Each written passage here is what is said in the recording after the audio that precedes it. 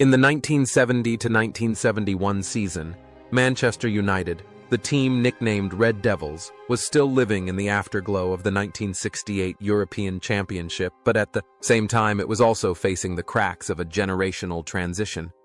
Under the guidance of legendary names and rising young talents, they demonstrated a fiery, free-spirited, attacking style of play, true to the artists of the field. Although they did not win a major title that season, this generation of players engraved in the hearts of fans the image of a talented collective, a gathering place of the greatest personalities in the history of football. But the stage lights had to be turned off, and when the final whistle of their career sounded, each of them walked on separate paths of fate. Some became immortal icons. Some quietly sank into oblivion, and there were even heartbreaking tragedies. Let's turn the pages of the lives of the 13 names in that year's squad.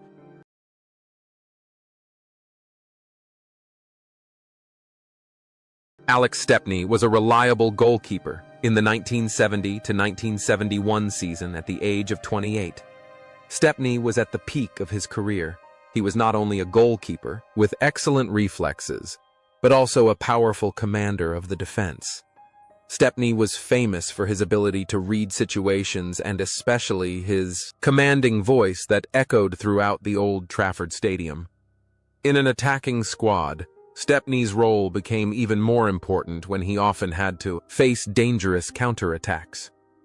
Interestingly, Stepney was also one of the rare goalkeepers at that time who was trusted with the responsibility of taking penalties thanks to his ability to shoot the ball with great force, a testament to his versatility and strong mentality.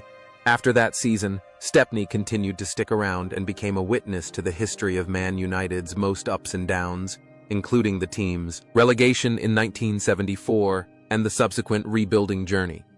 He left Old Trafford in 1978 after becoming the club's all-time leading goalkeeper, 2 goals, and holding the record for appearances until it was later broken.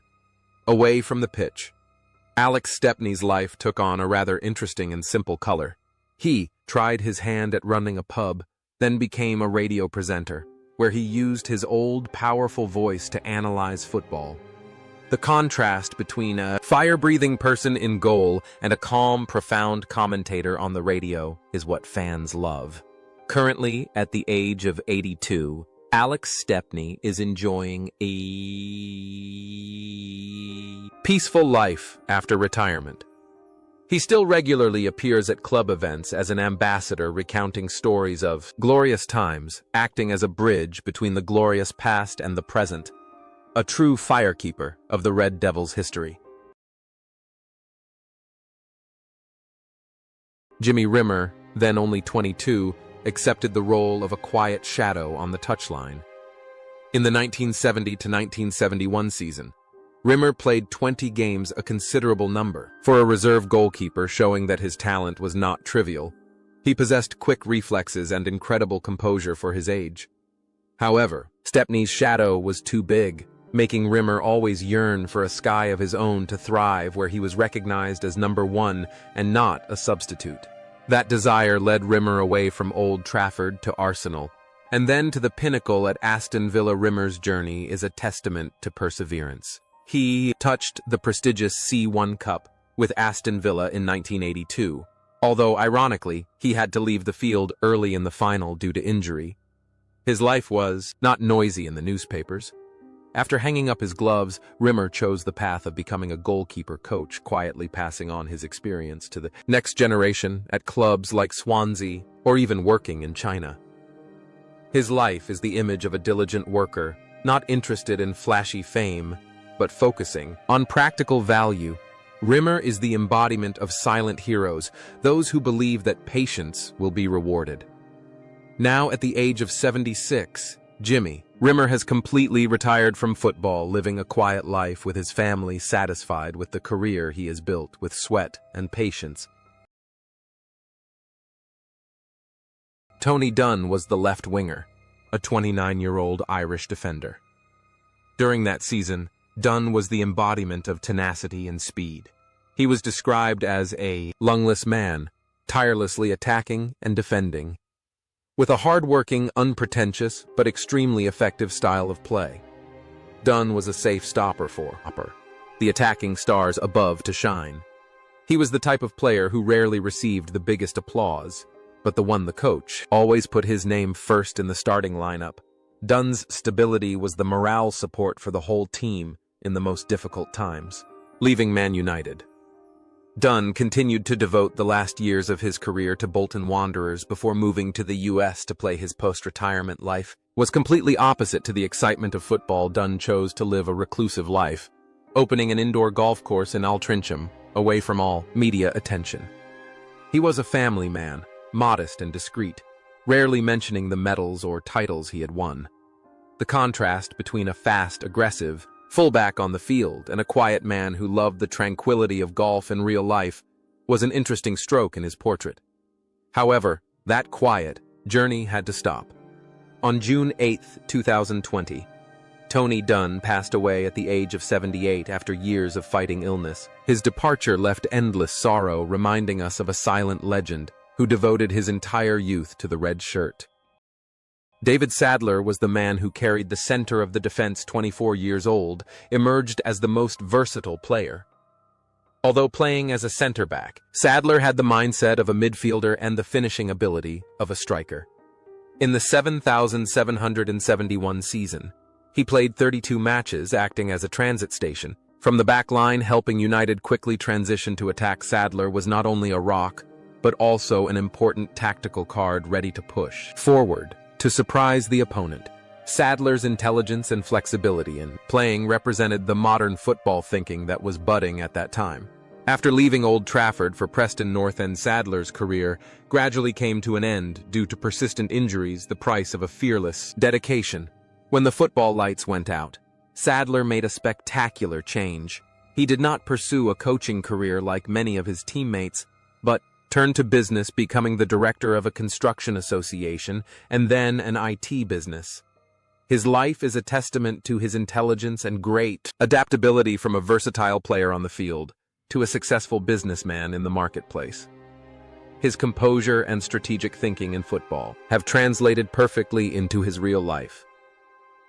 Now, at the age of 78, David Sadler is enjoying a fulfilling old age occasionally, appearing as secretary of the Manchester United Former Players Association, continuing to care for and connect with his former teammates.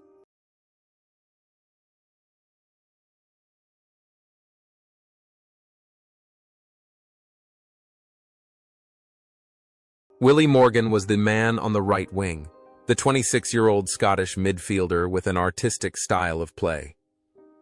Morgan was the heir to the legendary number 7 shirt, although he sometimes wore a different number when best played, bringing with him a dribbling ability and precise crosses. In the 7,701 season, he played 25 games and scored 3 goals, contributing endless creativity to the attacking front. With his long, romantic hair and trendy style, Morgan was likened to a soccer rock star representing the booming pop culture of the time. Morgan's career then went through many ups and downs, with transfers to Burnley and Bolton. His personal life was as colorful as his playing style. Morgan was never afraid to express his opinions, even having public conflicts with the board or coach. After retiring, he became a regular media figure, doing business in the hotel industry and always maintaining a gallant and elegant demeanor. His liberal, somewhat rebellious nature on the pitch followed him into life, turning him into a man who enjoyed life in his own way without restraint. Currently, at the age of 80, Willie Morgan still retains his arrogant smile, regularly attends parties of former players and lives. Well, thanks to smart investments, a happy ending for the romantic man of the past. Alan Gowling, an intellectual, strange phenomenon in the football world at that time.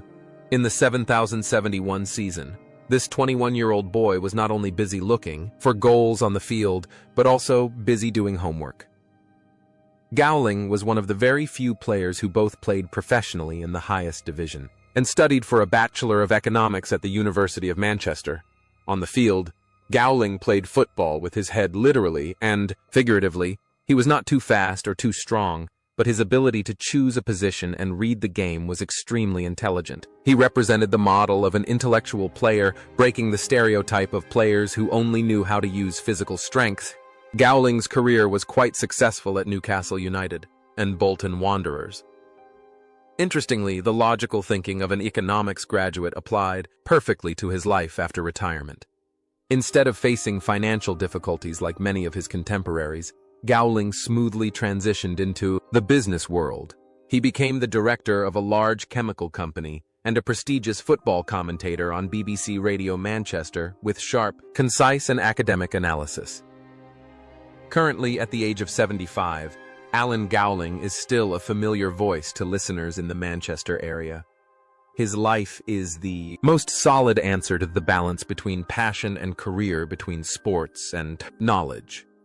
A shining example for young players about the importance of studying.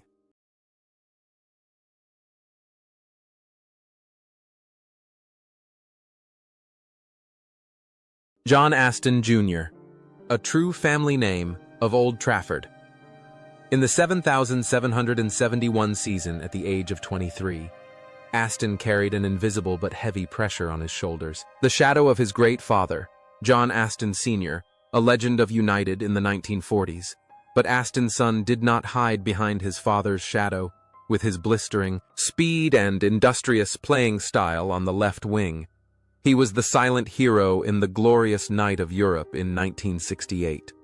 By 1971, despite fierce competition for his position, Aston was still a strategic card, a devoted servant always ready to be the background for George Best to shine.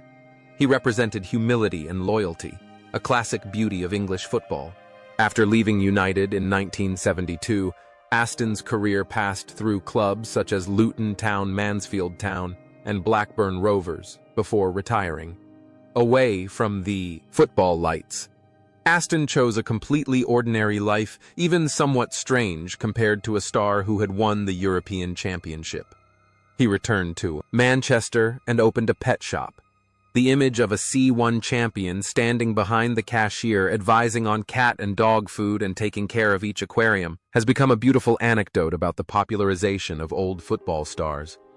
He did not live on the halo of the past, but found joy in the simplest things.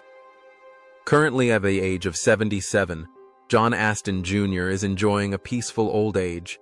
He rarely appears in the media, but every time he is mentioned. United fans still remember a tireless bird who proved that the son of a legend can also write his own legend.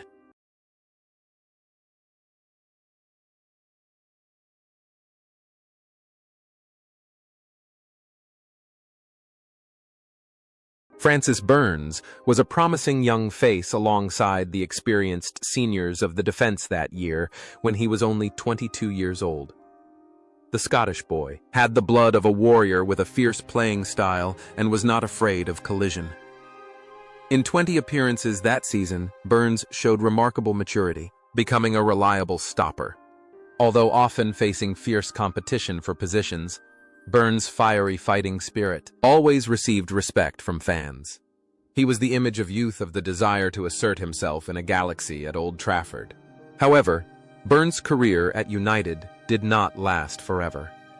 A series of terrible meniscus injuries hampered his progress, forcing him to drift to Southampton and Preston North End. Away from top-level football, fate led Francis Burns to an unexpected turn. He emigrated to Australia and then returned to England, working in a factory. Burns' life after football was a downbeat reality, where he had to do manual labor to make a living far from the glory of the past. But it was in that simplicity that people saw the mettle of a man who never surrendered to circumstances, no longer a football star. He became the pillar of his family, living the life of an ordinary but self-respecting worker. Today, at the age of 76, Francis Burns has retired, living a peaceful life away from the noise of the media, a peaceful end for a warrior who once burned himself out.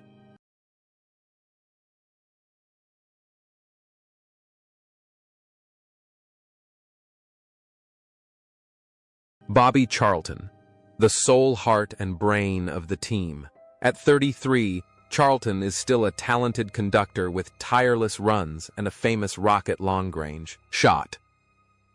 With 42 appearances and 5 goals, he is not only a playmaker, but also a symbol of the never-give-up spirit after the Munich disaster. Charlton's dignified and fair-play style of play makes him a true gentleman on the pitch, a monument that all opponents must respect. After leaving United, Bobby Charlton tried his hand at coaching at Preston, but was not very successful because his natural talent was difficult to convey in words. He returned to Old Trafford not to play, but to become a member of the board of directors and global ambassador of the club for decades. The image of Sir Bobby with silver hair in the VIP stands has become a sacred part of the Theatre of Dreams. He lived an exemplary life, devoted himself to charity activities, and was a beacon of professional ethics for generations of young players. It seemed that greatness and noble character had come into his life in the most complete way. However, the law of creation spares no one. On October 21st, 2023, the football world was shocked and shed tears when Sir Bobby Charlton passed away at the age of 86 after a long battle with dementia. His passing is not only a loss for a family and a team, but also the end of the most glorious and humane era in football history.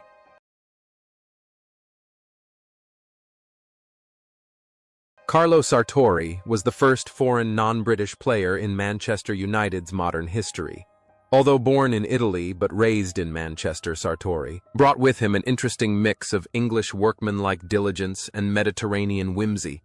During the 7,771 season he played, primarily as a super sub, a wild card brought onto the pitch to disrupt opposition defenses with his individual flair and quick, small stature. Sartori's post-football journey has been a journey back to his roots. After leaving United, he made a bold decision to return to Italy to play for Bologna, Lecce, and Rimini, fulfilling his dream of playing in his homeland. After hanging up his boots, his life took a more pragmatic turn. Instead of becoming a coach, Sartori returned to the family business of knitting and then worked in hotel management. His career has been a circle between England and Italy, between football and everyday life. Today, at 77, Carlo Sartori lives a happy life. Regularly invited to alumni gatherings, he is a living example of football's cultural exchange, a pioneer who paved the way for the wave of international players who would flock to Old Trafford decades later.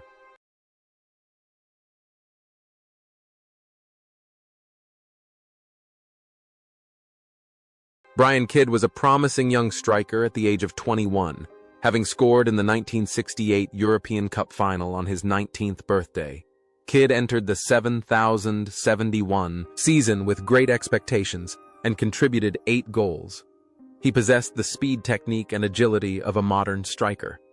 Although always living in the shadow of the attacking legends in the team, Kidd still knew how to leave his own mark with diligence and professionalism. After leaving United, Kidd had a successful playing career at Arsenal and Man City. However, his greatest legacy lies in his coaching career.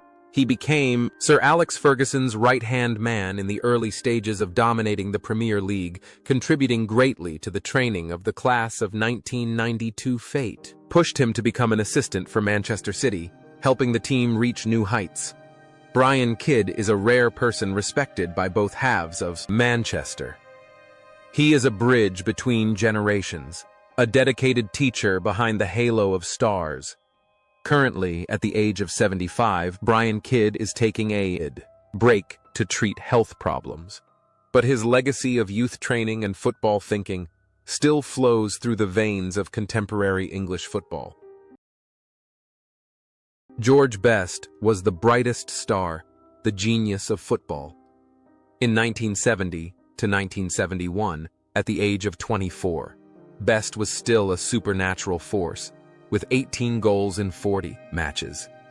He mesmerized the world with his magical dribbling, turning opposing defenders into clowns. Best not only kicked the ball, he danced with it.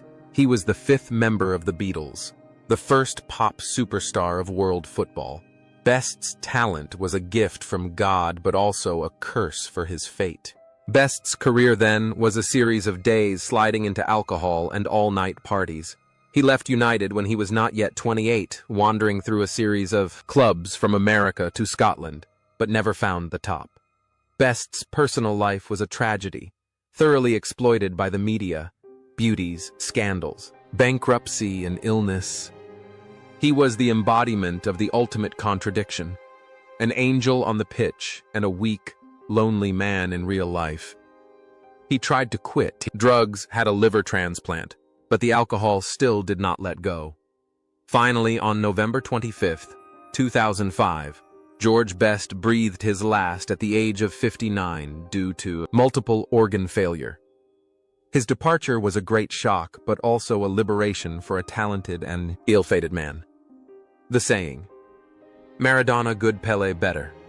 George Best will forever be his immortal legacy.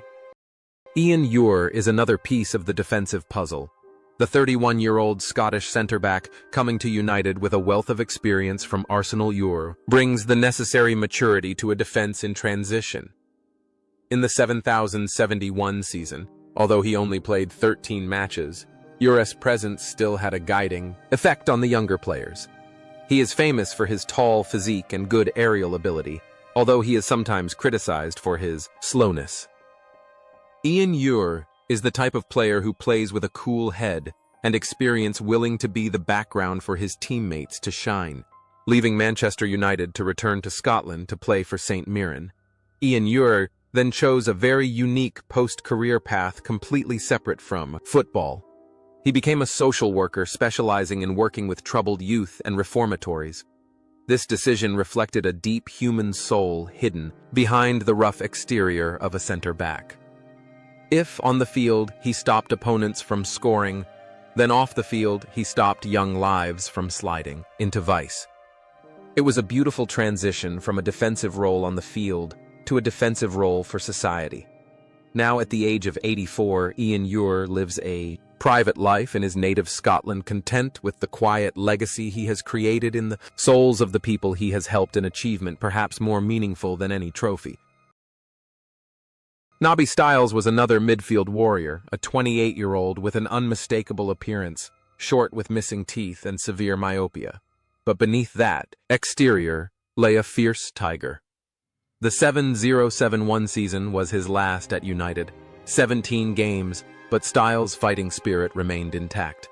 He terrorized opposing midfielders with his fierce tackling and tenacious tackling. Stiles didn't play with technique. He played with heart and extraordinary courage. Leaving United, Stiles wandered through Middlesbrough and Preston before moving into coaching, where he played a major role in training Sir Alex Ferguson's famous class of '92. However, his life after the halo was full of difficulties. He had to sell his precious medals, including the 1966 World Cup winning medal, to make ends meet and take care of his family. In his final years, Stiles had to fight cancer and dementia, the heartbreaking consequences of those headers. The image of a butcher on the pitch was completely opposite to a gentle old man who loved his family so much that he sacrificed all his glorious mementos. That tragic journey ended on October 30th, 2020, when Nobby Stiles passed away at the age of 78. He passed away, but his toothless smile, holding the golden cup high, remains the most beautiful image of selfless dedication. Denis Law. The King of Old Trafford was the final member of the Holy Trinity that season at the age of 30. Law still retained his fearsome killer instinct with 15 goals in 28 matches. He was famous for his ability to choose positions, brave headers and cunning in the penalty area. Law played with the pride and arrogance of a king, always knowing how to shine when the team needed it most. His fiery fighting spirit was an inspiration for the whole team. As fate would have it, Law later moved to arch-rivals Manchester City and scored a historic back-heel goal against United in 1974, indirectly sending his former team to relegation. The moment he did not celebrate, his face, bowed in pain, became a symbol of tormented loyalty. After retiring, Denis Law returned to work for the media and lived a life of absolute respect. He overcame prostate cancer, and now at the age of 84, despite being diagnosed with mixed dementia, Denis Law remains optimistic. The statue of him, along with Best and Charlton outside Old Trafford, will forever be a witness to a golden age, and he still lives out his old days, surrounded by the love of his family and fans around the world. Pat Crerand was a 31-year-old central midfielder who played the role of sweeper and deep-lying playmaker. Crerand was not quick, but he had a keen tactical vision and the ability to deliver long passes with pinpoint accuracy. He was also known as George Best's bodyguard, always ready to rush into any collision to protect his talented junior from the opposition. Crerand's toughness and loyalty were an important glue in the United squad that year. After hanging up his boots in 1971, Crerand never left football. He tried his hand at coaching, but quickly found his true calling was behind the microphone. He became a renowned pundit, serving as the official voice of MUTV for decades. Crerand's life was steeped in his love of Manchester United. He defended his team on television with the same fervor he once used to tackle on the pitch. His candor and humor made him a particularly popular figure. Today, at the age of 85, Pat Crerand is still going strong, still following the Reds' every move and occasionally making incisive comments, proving that the Reds' blood has never stopped flowing in him.